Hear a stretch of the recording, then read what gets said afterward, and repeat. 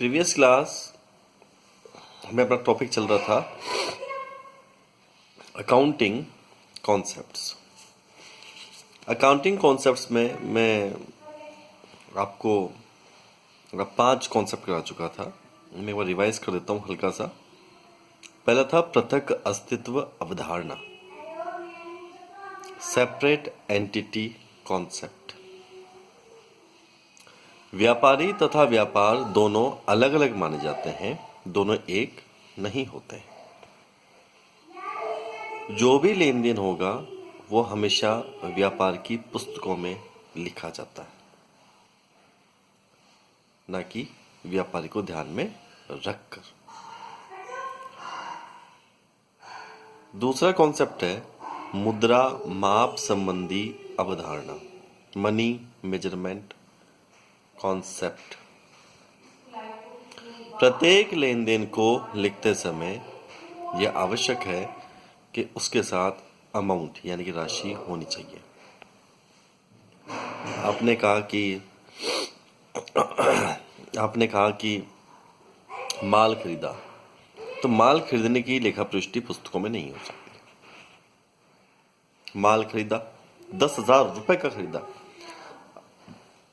अगर रुपए वर्ड साथ में होगा तभी उसकी लेखा पृष्ठि हो सकती है।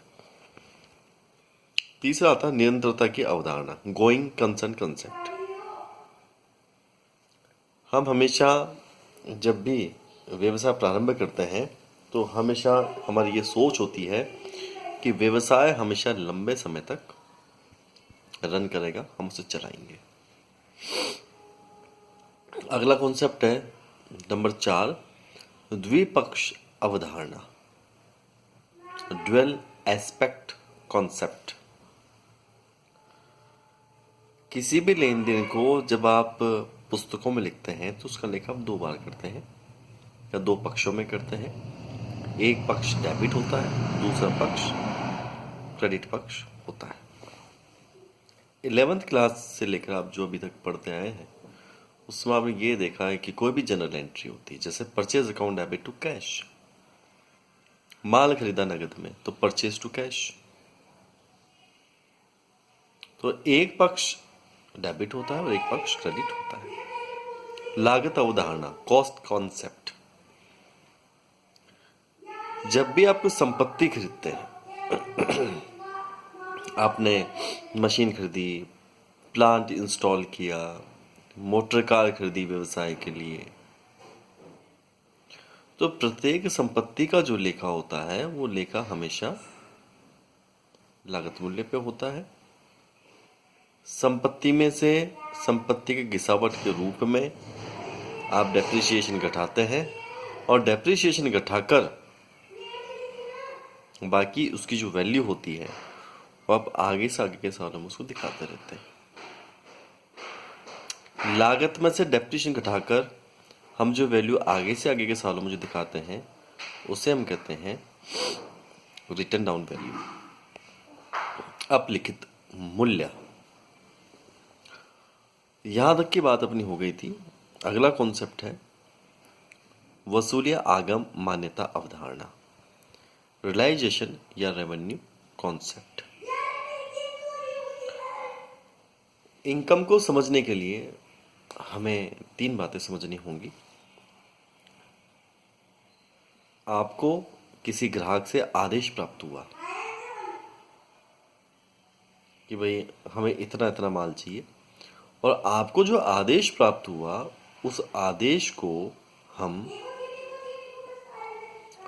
लेन देन तो कहेंगे लेकिन उसकी जनरल एंट्री नहीं हो सकती और ना ही वो आय है। किसी ग्राहक ने कहा कि साहब मुझे इतना इतना माल चाहिए और आपने उसको माल का आपको ऑर्डर मिला, आपको माल का जो ऑर्डर मिला, जो आदेश मिला, वो आय नहीं है। माल का आदेश मिलने के बाद जब आपने ग्राहक को माल डिलीवर कर दिया, सुपुर्द कर दिया, तो वो आय है। आपने अगर नगद में डिलीवर किया तो आय प्राप्त होगी साथ के साथ। अगर आपने डिलीवर कर दिया माल, सुपुर्द कर दिया, लेकिन पैसा कुछ समय बाद आएगा, तो उसे हम कहेंगे उधार माल बेचना। मतलब वो आपने एक तरीके से उधार माल बेचा है और वो क्रेडिट सेल है, और उसका पैसा आपको कुछ समय बाद या बाद में प्राप्त हो जाएगा। तो आय कॉन्सेप्ट के लिए या आगम कॉन्सेप्ट के लिए ये जरूरी है कि माल ग्राहकों को सुपुर्द किया जाए। आगम व व्ययों के मेल की अवधारणा आपने सभी ने 11th क्लास में पढ़ा है। Trading account, profit and loss account, balance sheet. लाभ हानि खाते की अगर हम बात करते हैं, अगर हम लाभ हानि खाते की बात करते हैं तो लाभ हानि खाते में क्या होता है कि डेबिट पक्ष में सभी प्रकार के व्ययों को लिखा जाता है और क्रेडिट पक्ष में आय लिखी जाती है। और आय और व्ययों को मिलान करके, आय तथा व्ययों का मिलान करके हम लाभ या हानि की गणना करते हैं। तो ये जो खर्चों को एक वित्तीय वर्ष मतलब एक साल, एक वित्तीय वर्ष के व्ययों को तथा आय को मिलाकर लाभ हानि की गणना करना मैचिंग कॉन्सेप्ट है। मैचिंग मतलब आय और व्ययों के मेल की अवधारणा है। उपार्जन की अवधारणा, अक्रूवल कॉन्सेप्ट। उपार्जन ये कहता है कि किसी भी लेन देन के उत्पन्न होते ही आप लेखा पुस्तकों में कर दीजिए। लेन देन उत्पन्न हुआ, आप लेखा कर दीजिए। मैं इसके कुछ उदाहरण देता हूं आपको। जैसे मुझे किसी ग्राहक से आदेश प्राप्त हुआ माल को बेचने का। आदेश की एंट्री पुस्तकों में नहीं होगी। आदेश प्राप्त हुआ लेकिन साथ में कुछ एडवांस पैसा प्राप्त हुआ, तो मैं एंट्री कर दूंगा एडवांस प्राप्त करने की। मैंने माल ग्राहक को डिलीवर किया, मैं जनरल एंट्री कर दूंगा उधार माल बेचने की। उस ग्राहक से कुछ समय बाद पैसा प्राप्त हुआ, मैं जनरल एंट्री कर दूंगा पैसा प्राप्त करने की। सीधा सा कॉन्सेप्ट यह है कि आदेश को छोड़कर केवल आदेश, उसके साथ एडवांस मनी नहीं होना चाहिए, केवल आदेश को छोड़कर और सभी प्रकार के लेन देनों की आप लेखा प्रविष्टि कर दीजिए। आज का लेन देन आज ही पुस्तकों में दिखाएंगे, कल का लेन देन कल पुस्तकों में दिखाएंगे। बिल्कुल टाइमली आप रिकॉर्ड करते चली जाइए आदेश को छोड़कर। उपार्जन अवधारणा, लेखा अवधि अवधारणा, अकाउंटिंग पीरियड कॉन्सेप्ट।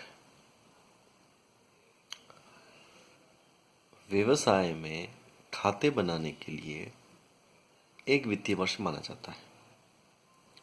यह वित्तीय वर्ष 1 अप्रैल से 31 मार्च चलता है। चूंकि हम स्कूल से आए हैं, तो स्कूल में क्या होता है कि जो 11th क्लास है या जो 12th क्लास है, जनरली 11th क्लास की बात कर रहा हूँ, 11th क्लास की कई पुस्तकों में वो लिखा आता है कि भाई 31 दिसंबर को खाते बंद किए जाते हैं। मतलब जनवरी से स्टार्ट होता है और 31 मार्च को खाते बंद किए जाते हैं। अब वो क्यों लिखते हैं इसका तो मुझे नहीं पता, लेकिन मैंने कई बुक्स में ऐसा देखा है। वो जो आपने पढ़ा है कि 31 दिसंबर को खाते बंद किए जाते हैं, वो सही नहीं है। सही होता है 1 अप्रैल से स्टार्ट होएगा और 31 मार्च को खत्म होगा। मीन्स एक लेखा वित्तीय वर्ष। खाते भी अप्रैल से मार्च के लिए बनते हैं और जो हम इनकम टैक्स चुकाते हैं, अगर नौकरी पेशा है तो आयकर होगा, व्यापारी है तो जीएसटी होगा। तो हम जो भी आयकर चुकाते हैं वो आयकर की कैटेगरी बहुत सारी होती है। अभी आप फर्स्ट ईयर में इसलिए बता रहा हूँ थोड़ा सा कि आयकर का मतलब जो कर होते हैं, जो टैक्सेस होते हैं, वो आय पे जो टैक्स चुकाते हैं वो इनकम टैक्स होता है, प्रोफेशनल टैक्स होता है, बिजनेस का टैक्स होता है, कॉर्पोरेट टैक्स होता है। आजकल जीएसटी का भी आप सुन रहे हैं तो जीएसटी भी इसके अंदर आता है। तो ये कई चीज़ें हैं इसके अंदर। तो जो कर का या खाते बनाने का जो कॉन्सेप्ट है वो 1 अप्रैल से 31 मार्च को ही चलता है। अगला इसमें आता है, अब अवधारणाओं की अगर बात करते हैं तो अवधारणा तो हमारे पास 9 है और कुछ परंपराएं भी हैं, जिसमें पहला आता है अनुदारवादिता या रूढ़िवादिता की परंपरा, कन्वेंशन ऑफ कंजर्विज्म। व्यापारी व्यापार के दौरान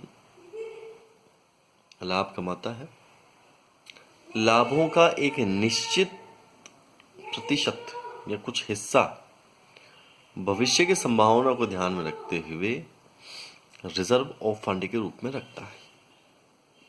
वो जो रिजर्व फंड का जो कोष बनता है उस कोष को हम कहते हैं हमारे व्यवसाय की तरीके से हम मजबूती कह सकते हैं कि भाई कभी विकट परिस्थिति हुई तो हम उस पैसे को इस्तेमाल कर सकते हैं।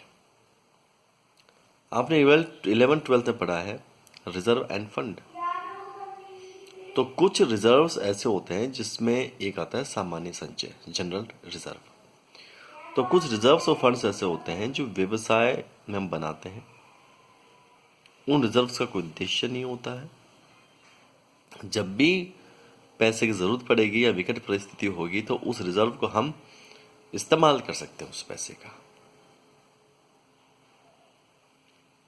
तो ऐसे रिजर्व या फंड या कोष या संचय जो व्यापार की विकट परिस्थिति से बचने के लिए आप प्रतिवर्ष इकट्ठा करते हैं, ऐसे सभी प्रकार के कोषों को हम रिजर्व फंड कहते हैं। और इसके पीछे जो सोच जो है, डरने की सोच, परंपरागत सोच, उसे रूढ़िवादिता की परंपरा, रूढ़िवादी कहते हैं, मतलब रूढ़िवादिता की परंपरा कहते हैं। पूर्ण प्रकटीकरण की परंपरा। पूर्ण प्रकटीकरण ये कहता है कि प्रत्येक लेन देन को पुस्तकों में लिखिए, सबको लिखिए, बगैर सोचे समझे लिखिए। पूर्ण प्रकटीकरण। संगति या एकरूपता की परंपरा। खाते बना रहे हैं तो कॉन्सेप्ट एक ही होना चाहिए। दोहरा लेखा पद्धति अपना रहे हैं, जो आप पढ़ के आए 11th क्लास से, दोहरा लेखा पद्धति, जर्नल एंट्री करना, लेजर बनाना, तलपट बनाना, ट्रेडिंग पीएनएल बैलेंस शीट बनाना, ये जो आप सोच रहे हैं इसे कहते हैं एकरूपता। मतलब अंग्रेजी का तरीका अपना लो, देखिए तरीका। आप चाहते हैं कि इंग्लिश में नहीं, हम तो हिंदी में बनाना चाहते हैं, महाजनी बही खाता पद्धति से, तो हिंदी महाजनी बना लो। मेरे कहने का मतलब ये है कि एक व्यापार में एक समय एक ही कॉन्सेप्ट होना चाहिए, या तो दोहरा लेखा पद्धति या महाजनी या फिर इकहरा लेखा पद्धति। जो भी खाते बनाएंगे वो एक ही तरीके से बनेंगे। आप कभी भी ऐसा नहीं कि 5 साल आपने महाजनी बनाया, फिर 5 साल आपने दोहरा बनाया, फिर उसके बाद आप इकहरा पे चले गए, ऐसा नहीं होना चाहिए। खाते बनाने का जो कॉन्सेप्ट है वो दीर्घ काल तक एक जैसा ही होना चाहिए। कानून के पालन की परंपरा। Convention of observance of law. जब भी अकाउंट्स बनाएंगे तो जो अकाउंटिंग स्टैंडर्ड है उनका ध्यान रखें। इसके अलावा आप जब भी खाते बनाएंगे तो कंपनीज एक्ट 2013 को ध्यान रखें। व्यवसाय में इनकम टैक्स लॉज को माने, जीएसटी को माने। तो जो भी नियम है उन नियमों के अनुसार हमें खाते बनाने चाहिए और ये हमें ध्यान रखना चाहिए। ये हमारा पहला जो चैप्टर है यहाँ पर समाप्त होता है। धन्यवाद।